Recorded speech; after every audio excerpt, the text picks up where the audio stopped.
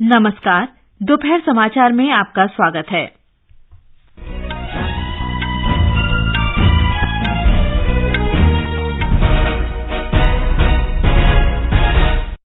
प्रधानमंत्री नरेंद्र मोदी ने नई दिल्ली में 17वें भारतीय सहकारिता सम्मेलन का उद्घाटन किया। कहा, सहकारिता क्षेत्र गांवों और किसानों की क्षमताओं को बढ़ाने में बड़ी भूमिका निभा रहा है। राष्ट्रीय सिकल सेल एनीमिया मिशन 2047 की आज मध्य प्रदेश में शुरुआत होगी। प्रधानमंत्री 3,57,00,000 आयुष्मान भारत प्रधानमंत्री जन आरोग्य योजना कार्ड वितरित करेंगे। संसद का मानसून सत्र 20 जुलाई से शुरू। महाराष्ट्र में समृद्धि महामार्ग एक्सप्रेसवे पर एक बस दुर्घटना में 25 लोगों की मृत्यु और 8 अन्य घायल।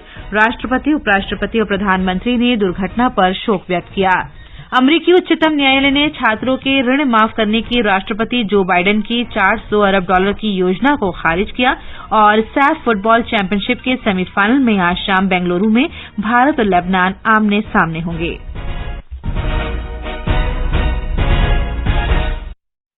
दोपहर समाचार के साथ मैं फरहत नाज।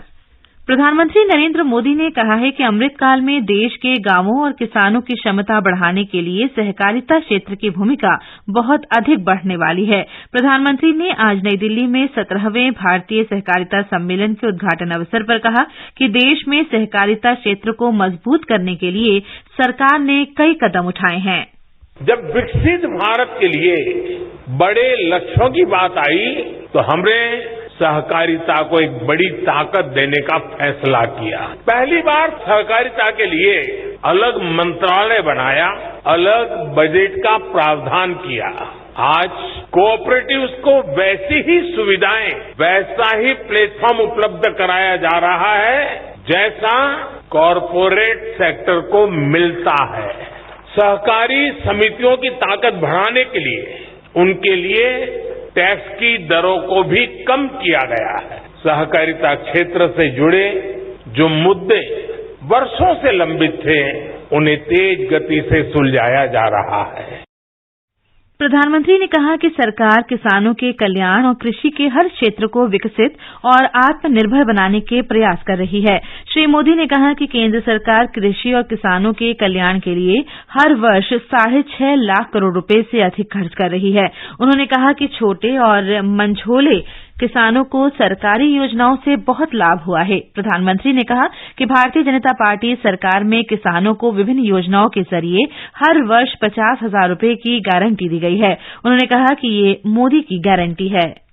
दुनिया में निरंतर महंगी होती खादों, केमिकल्स का बोझ किसानों पर ना पड़े, इसकी भी गारंटी, और ये मोदी की गारंटी है, केंद्र की भाजपा सरकार ने आपको दी है। आज किसान को यूरिया बैग, एक बैग का करीब 270 रुपये से भी कम कीमत पर यूरिया की बैग मिल रही है। यही बैग बांग्लादेश में 720 रुपये में, पाकिस्तान में 800 रुपये में, चीन में 2100 रुपये में, और अमेरिका जैसे विकसित देश में इतना ही यूरिया 3,000 रुपये से अधिक में किसानों को मिल रहा है। किसानों के लिए कल्याणकारी योजनाओं का उल्लेख करते हुए श्री मोदी ने कहा कि करोड़ों छोटे किसानों को प्रधानमंत्री किसान योजना का लाभ मिल रहा है। उन्होंने कहा कि इस योजना के अंतर्गत किसानों के बैंक खातों में 2,50,000 करोड़ रुपए का प्रत्यक्ष अंतरण किया गया है। श्री मोदी ने कहा कि यूपीए सरकार के 5 वर्षों के दौरान कृषि पर 90 करोड़ रुपए का खर्च किया गया, जिसकी तुलना में प्रधानमंत्री किसान योजना में 3 गुना अधिक राशि खर्च की गई है। पीएम प्रमाण योजना की विशेषताओं पर प्रधानमंत्री ने कहा कि सरकार देश में प्राकृतिक कृषि को बढ़ावा दे रही है। उन्होंने सहकारी क्षेत्र से मृदा स्वास्थ्य को बेहतर बनाने और रसायन मुक्त रखने के लिए काम करने का अनुरोध किया। इस अवसर पर सहकारिता मंत्री अमित शाह ने कहा कि प्रधानमंत्री नरेंद्र मोदी के दूरदर्शी नेतृत्व में एक अलग सहकारिता मंत्रालय गठित किया गया है। स्पष्ट रूप से देख रहा हूं कि स्वतंत्र मंत्रालय बनने से, प्रधानमंत्री जी के सीधा मार्गदर्शन मिलने से और एक स्वतंत्र मंत्री सचिव फुल फ्लेज मंत्रालय बनने से सहकारिता मंत्रालय में और सहकारिता के क्षेत्र में ढेर सारे परिवर्तन संभव हुए हैं और आगे भी होते रहेंगे। भारतीय राष्ट्रीय सहकारिता संघ ने 2 दिन का भारतीय सहकारिता सम्मेलन आयोजित किया है, जिसका विषय है अमृतकाल सशक्त भारत के लिए सहकारिता से समृद्धि। केंद्रीय गृह और सहकारिता मंत्री अमित शाह इसकी अध्यक्षता कर रहे हैं। प्रधानमंत्री आज मध्य प्रदेश के शहडोल जिले में कई कार्यक्रमों में हिस्सा लेंगे। श्री मोदी लालपुर गांव में आयोजित कार्यक्रम में प्रधानमंत्री राष्ट्रीय सिकल सेल एनीमिया उन्मूलन मिशन 2047 का शुभारंभ करेंगे। वे मध्य प्रदेश में लगभग 3.5 करोड़ आयुष्मान भारत प्रधानमंत्री जन आरोग्य योजना कार्ड वितरण की शुरूआत करेंगे। प्रधानमंत्री राज्य में 5 जगहों से निकाली गई वीरांगना रानी दुर्गावती गौरव यात्रा का समापन भी करेंगे। ये समाचार हमारी वेबसाइट newsonair.com/hindi और हमारे mobile app news on AIR पर भी उपलब्ध हैं। दोपहर समाचार में आपका फिर स्वागत है। संसद का वर्षाकालीन सत्र इस महीने की 20 तारीख से शुरू होगा और 11 अगस्त तक चलेगा। संसदीय कार्यमंत्री प्रहलाद जोशी ने ट्वीट कर इसकी जानकारी दी। श्री जोशी ने सभी राजनीतिक दलों से मानसून सत्र में सक्रिय भागीदारी करने और विधायी मामलों तथा अन्य मुद्दों पर सार्थक चर्चा की अपील की है। केंद्र सरकार ने टोमेटो ग्रैंड चैलेंज हैकाथॉन की घोषणा की है। इसका उद्देश्य उपभोक्ताओं के लिए सस्ता टमाटर उपलब्ध कराना और टमाटर उत्पादकों को उचित मूल्य दिलाना है। इस चुनौती के तहत टमाटर की संपूर्ण मूल्य श्रृंखला के लिए नए विचारों को आमंत्रित किया गया है। इच्छुक प्रतिभागी उपभोक्ता कार्य विभाग के पोर्टल पर आवेदन कर सकते हैं। महाराष्ट्र में बुलढाणा जिले में समृद्धि महामार्ग एक्सप्रेसवे पर शुक्रवार देर रात 1:30 बजे एक बस दुर्घटना में बस में सवार 33 यात्रियों में से 25 की मृत्यु हो गई और 8 अन्य घायल हो गए। ब्यौरा हमारे संवाददाता से। अधिकारियों के अनुसार बस नागपुर से पुणे जा रही थी। समृद्धि महामार्ग एक्सप्रेसवे पर यह दुर्घटना घटी और बस के डीजल टैंक में आग लग गई। महाराष्ट्र सरकार ने मृतकों के परिजनों के लिए 5 लाख रुपए की अनुग्रह राशि की घोषणा की है। प्रधानमंत्री नरेंद्र मोदी ने एक ट्वीट में प्रधानमंत्री राष्ट्रीय राहत कोष से 2 लाख रुपए की अनुग्रह राशि की घोषणा की है। मुख्यमंत्री एकनाथ शिंदे और उप मुख्यमंत्री देवेंद्र फडणवीस ने घटनास्थल का दौरा किया। बाद में वे अस्पतालों का दौरा कर घायल व्यक्तियों का जायजा लेंगे। राज्य सरकार ने घायलों के मुफ्त इलाज की घोषणा की है। सी प्रार्थना के साथ माधुरी पांगे, आकाशवाणी समाचार, मुंबई। राष्ट्रपति, उपराष्ट्रपति और प्रधानमंत्री ने दुर्घटना पर शोक व्यक्त किया है। राष्ट्रपति द्रौपदी मुर्मू ने दुर्घटना में महिलाओं और बच्चों सहित कई लोगों के मारे जाने पर गहरा दुख व्यक्त किया है। एक संदेश में उन्होंने शोक संतप्त परिवारों के प्रति संवेदना प्रकट की और घायलों के शीघ्र स्वस्थ होने की कामना की। उपराष्ट्रपति जगदीप धनखड़ ने भी दुर्घटना में लोगों की मृत्यु पर शोक प्रकट किया है। प्रधानमंत्री नरेंद्र मोदी ने बस दुर्घटना पर दुख व्यक्त करते हुए एक ट्वीट में पीड़ित परिवारों के प्रति संवेदना प्रकट की और घायलों के जल्द ही स्वस्थ होने की कामना की है। G20 की भारत की अध्यक्षता में कारोबारी समूह की बैठक B20 आज गुजरात के सूरत में शुरू हुई। बैठक में पत्तन, पोत परिवहन और जलमार्ग मंत्री सर्बानंद सोनोवाल ने वैश्विक कारोबारी हस्तियों से कहा कि प्रधानमंत्री नरेंद्र मोदी की अध्यक्षता में भारत आज दुनिया की 5वीं सबसे बड़ी अर्थव्यवस्था वाला देश बन गया है और एक आकर्षक निवेश केंद्र के रूप में उभरा है। श्री सोनोवाल ने कहा कि देश में सरकार बुनियादी ढांचे को मजबूत बनाने के प्रति संकल्पित है और पिछले 9 वर्षों के दौरान बुनियादी ढांचे पर पूंजीगत व्यय काफी बढ़ा है। श्री सोनोवाल ने कहा कि अब भारत उत्कृष्ट डिजिटल ढांचे का एक वैश्विक केंद्र बन गया है। बैठक में गुजरात के गृह राज्य मंत्री हर्ष सांघवी ने राज्य में बुनियादी ढांचे के विकास और उद्योगों की संभावना की भी जानकारी दी। बैठक में G20 देशों के बैंकिंग, वित्त और हीरा कारोबार से जुड़े लगभग 200 प्रतिनिधि हिस्सा ले रहे हैं। जम्मू कश्मीर में 62 दिन तक चलने वाली अमरनाथ यात्रा बालतल और नुनवान आधार शिविर से आज सुबह शुरू हुई। बालताल आधार शिविर से लगभग 4,445 श्रद्धालुओं को रवाना किया गया, जबकि पहलगाम के रास्ते पवित्र गुफा तक पहुंचने के लिए 2,000 से अधिक यात्रियों को अनुमति दी गई। 4,416 श्रद्धालुओं का दूसरा जत्था भी जम्मू यात्री निवास से कश्मीर घाटी की तरफ बढ़ रहा है। ये यात्री बालतल में या फिर नुनवान आधार शिविरों में रात में ठहरने के बाद कल सुबह अमरनाथ गुफा के लिए निकलेंगे। जम्मू कश्मीर प्रशासन ने श्रद्धालुओं के भोजन, अस्थायी आवास तथा सुरक्षा के पुख्ता इंतजाम किए हैं। प्रशासन ने श्रीनगर जम्मू राष्ट्रीय राजमार्ग और दोनों आधार शिविरों से जुड़ने वाले मार्गों पर भीड़भाड़ को नियंत्रित करने के लिए यातायात नियमावली जारी की है।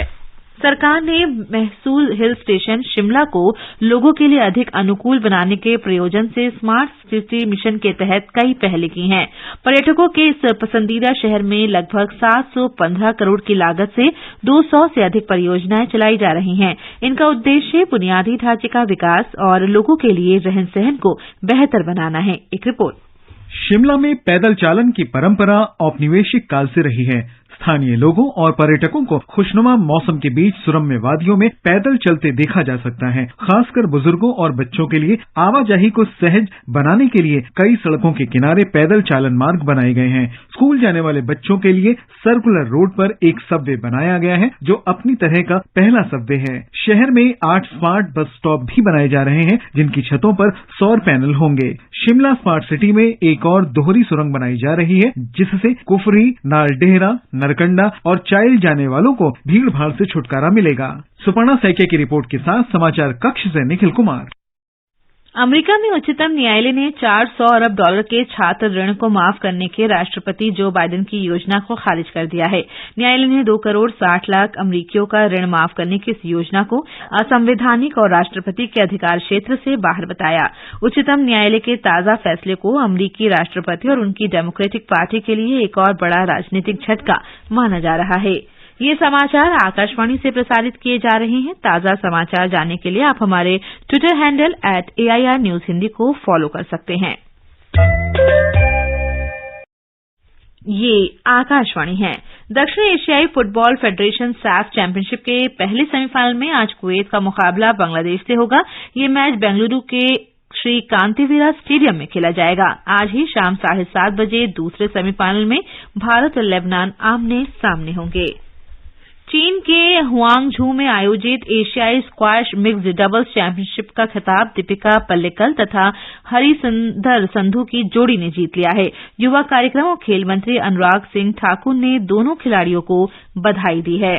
प्रधानमंत्री नरेंद्र मोदी ने एशियाई स्क्वैश मिक्स्ड डबल्स चैंपियनशिप में भारत की उपलब्धि पर गर्व व्यक्त किया है। श्री मोदी ने एक ट्वीट में चैंपियनशिप जीतने वाली दीपिका पल्लिकल और हरिंद्र संधू की भारतीय जोड़ी को बधाई दी है। प्रधानमंत्री ने चैंपियनशिप में कांस्य पदक जीतने के लिए अनाहत सिंह और अभय सिंह की भारतीय जोड़ी को भी बधाई दी है। प्रधानमंत्री ने सभी भारतीय खिलाड़ियों के असाधारण प्रदर्शन की प्रशंसा की है और उन्हें भविष्य के लिए शुभकामनाएं दी हैं।